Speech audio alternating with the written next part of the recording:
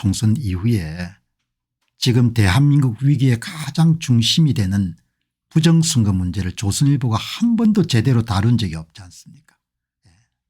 그냥 기자들이 하루 정도 취재하더라도 부정선거의 실체적 진실을 다 국민들에게 알려줄 수가 있는데 전부가 다 이런 힘을 합쳐 가지고 은폐대열에 들었었지 않습니까? 아마 구독자 수가 어마어마하게 많이 없어졌을 겁니다. 지금 뭐 조선일보를 바라보는 시각은 그냥 분노 정도가 아니고 그냥 사람들이 어마어마하게 여러분들 그냥 신문으로 취급도 안 하는 거죠. 아마 구독자 수가 너무 많이 빠져가지고 조선일보의 경영층들도 적당히 양다리 작전을 펼지 않으면 신문의 존립이 위험하다 이렇게 아마 느낄 겁니다. 어떻게 다들 그렇게 사는지 참 조선일보의 주필이나 대기자 이런 사람들이 전부가 다 논설칠장에 자식이 있을 거 아닙니까? 본인이 퇴임하고 나면 20년 30년 정도 노후를 보내야 될 건데 5년 동안 부정선거 이런 럽보 기사 하나 다룬 적이 없는 겁니다. 정말 참 뭐 다른 문제를 떠나 가지고 너무너무 문제가 많은 거죠. 근래 조금 이렇게 변화가 있는데 뭐 그거는 제가 볼 때는 구독자 수가 워낙 빠져 가지고 조금 상황을 반전시킬 필요가 있다 이렇게 아마 생각해서 탄핵 반대 집회 나중에 탄핵 반대 집회를 그래도 일종의 투자 다각화 차원에서 양다리 작전을 펼치는 거죠. 조선일보가 탄핵 반대 전국 집회 상황을 요 며칠 사이에 계속해서 이제 부산 약간 다뤘고 대구 조금 더 많이 다뤘고 대전은 아주 많이 다뤘고 광주 많이 다뤘고 요 한 일주일 사이에 조선일보 여러분 입장이 굉장히 많이 바뀌는 거죠. 대전 보라매 공원에 굉장히 많은 분들이 나오셨던 것 같네요.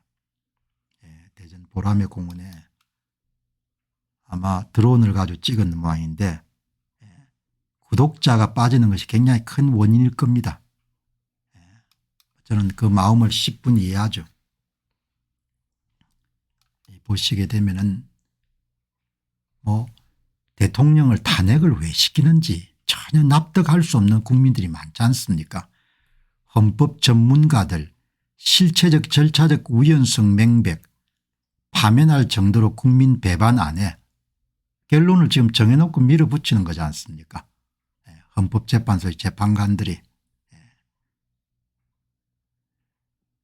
손현보 목사 세이브코리아 지금 집회를 주도하고 계시는 분이 야당이 29번 탄핵의 자유민주주의 위기를 느꼈고 교회를 지키러 거리로 나왔다. 한국 사람들은 선거 못 지키면 그냥 죽습니다. 앞으로. 3분의 1 정도는 지금 죽은 겁니다. 앞으로 한국 상황이 어떻게 될 것인가를 가늠해 보시기를 원하시는 분은 2020년 4.15 총선 이후하고 지금 4년이 흐른 상태에서 지금 한국 상황을 비교해 보시게 되면은 지금부터 5년 지금부터 10년 후에 한국 상황이 그대로 그림을 그려질 겁니다. 한국 사람들 목숨 걸고 선거를 지키기 위해서 나서지 않으면은 그러면은 상황이 아주 어려워질 겁니다. 탄핵의 자유민주주의 위기를 느껴서가 아니고 부정선거의 위기를 느꼈어야 되는 거죠.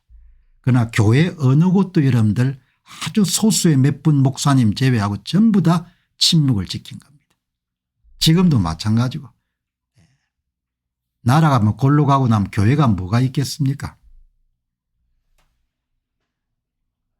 전부 다 여러분들 부정선거를 그냥 다른 사람 일이라고 생각해 가지고 지금 이렇게 고초를 겪는 거지 않습니까? 이 많은 분들이 딱 단일 주제에 모아야 되는 겁니다. 부정선거를 해결해야 국민도 살고 나라도 산다. 그걸 해결한 거기에 대해서 이런 일치된 의견을 갖고 투쟁을 하지 않으면 그냥 그대로 나라가 골로 가는 겁니다. 여기 이제 어제 전한길 선생이 아마 가가지고 더 많은 분들이 모이신 것 같은데, 그래도 조선일보가 이 보도에서 보통 시민들의 이야기를 가능한 실어주려고 노력한 것은 상당히 높게 평가한 거죠. 윤상현 의원은 이것은 자유민주주의를 위한 싸움이고 대통령이 구속된 이 사태는 자유주의와 법치주의를 무너뜨린 것이다. 대한민국은 부정선거 문제를 해결하기 위해 가지고 여당이 나서지 않는 순간 이미 위기가 시작이 된 겁니다. 여기에 윤상현 의원도 책임의 상당 부분이 있는 거죠. 수사권이 없는 고위공직자 범죄수사처가 수사하고 여러 영장을 발부한 것은 불법이고, 이를 위해 계속 여러분들이 광장에 나온 것을 알고 자유민주주의와 법치주의 수호를 위해 싸우겠다. 2024년 총선에서 국민의힘의 60석 가까운 그런 의석을 민주당과 함께 도둑질 당했다는 것, 그 문제를 직시할 수 없으면 한국 사람들은 고생길을 피할 수가 없는 겁니다. 2020년도 4.15 총선에 지역구만 36개 의석을 도둑질 당했다는 것을 대한민국 사람들이 받아들일 수가 없으면은, 그러면은 이 문제 해결할 수가 없는 겁니다. 자식들하고 그냥 노예 상태로 가는 겁니다. 대한민국 국민들이 지난 2017년 대선부터 시작해서 대규모의 전국 차원의 조직적인 사전투표 조작이 있어서 모든 표는 로마로 가는 것이 아니고 모든 표는 민주당으로 다 더해졌다. 이 부분에 관심을 가지고 이 문제를 해결하기 위해서 노력하지 않으면 자식들하고 정확하게 고생길을 갈 수밖에 없을 것이다. 이렇게 보는 거죠. 그러니까 모든 우리가 사안이나 현상이나 문제를 볼 때 그 문제의 본질, 핵심, 실체를 정확하게 여러분들 정확하게 볼 수 있어야 실수나 실패를 안 하는 거죠. 탄핵 이면에 있는 탄핵의 원류에 해당하는 사전투표 조작에 의한 소위 선거 사기 문제를 대한민국 사람들이 현재처럼 떳떳미지근하게 이런 봐가지고는 그냥 좌익국가의 길로 가는 겁니다. 그리고 일단 그 길로 들어서게 되면 그다음에는 빠져나올 수가 없는 겁니다. 여기에 장동혁 의원도 공수처의 체포영장 남발과 헌법재판소의 편법 판결은 우리 자유주의 근간을 심각하게 해상했다. 그러나 장동혁 의원이나 모든 사람들은 선거 사기 문제를 입에 거론을 못하는 겁니다. 그 정도 용기도 없고 배짱도 없고 그만큼 문제 해결을 절실하게 생각 안 하는 겁니다.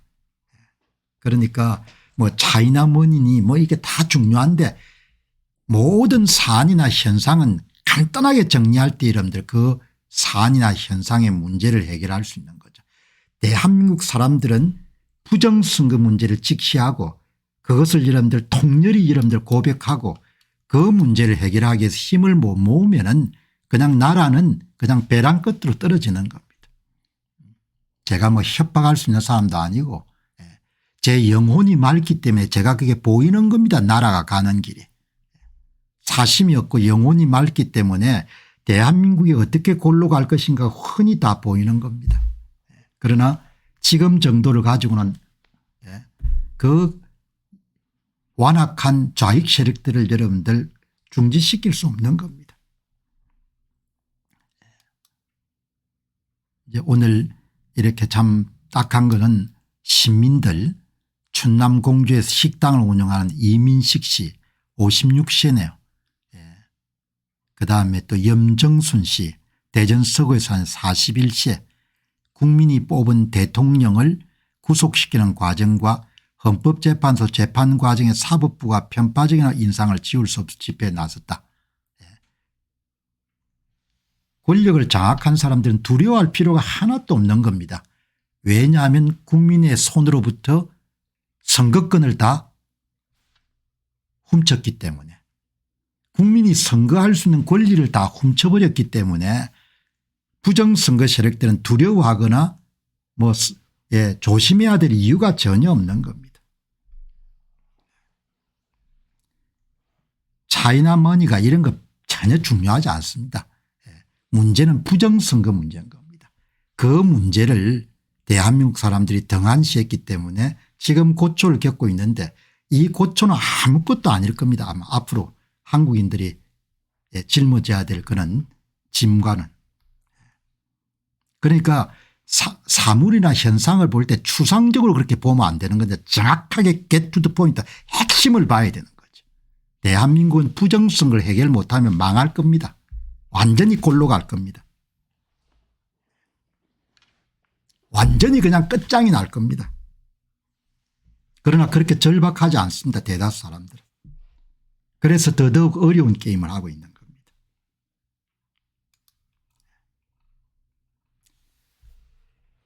한 번도 조선일보는 부정선거 문제를 다뤄본 적이 없는 겁니다. 그러니까 어제 여러분들 이 배성규 기자 논설의원이죠. 뭐 그런 대로 뭐 잘 쓰려고 노력했죠. 노력했는데 뭐 늘 양비론인 거죠.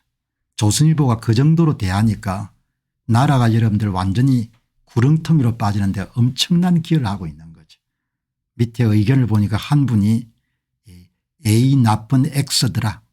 부정선거 핵심은 전국 3,000개 동 전체에 사전투표는 일률적으로 민주당이 11%가량 높다는 선관위 발표 선거 결과 통계 수치다.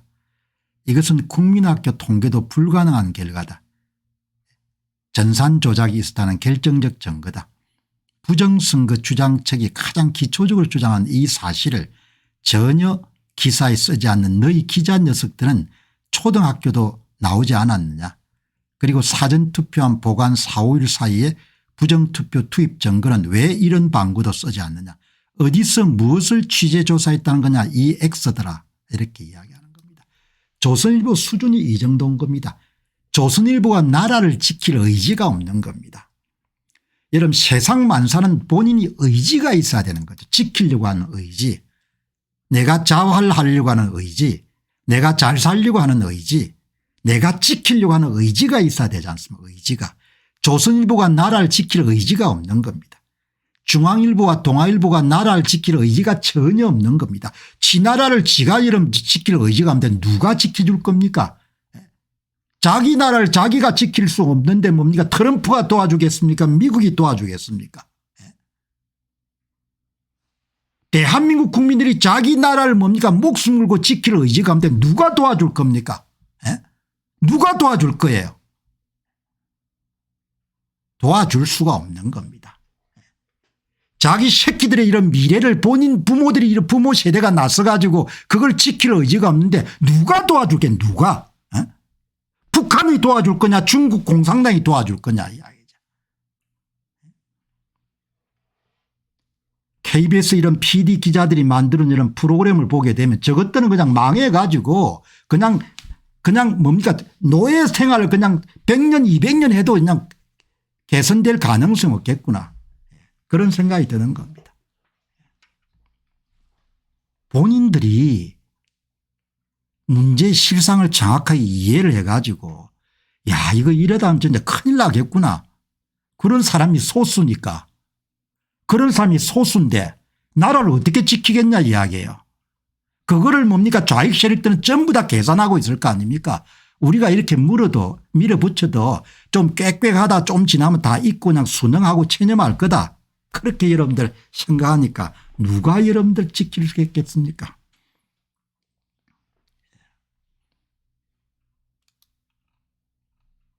자, 그래도 그나마 여러분들 좀 다행스러운 것은 대학생들이 이제 봄학기가 여러분들 개학이 되면은 반응들이 어떻게 나올지가 알 수가 없는데 그 여러분들 반응도 그냥 항의한다 저항한다 이 정도 가지고 브레이크를 못 겁니다. 왜냐하면은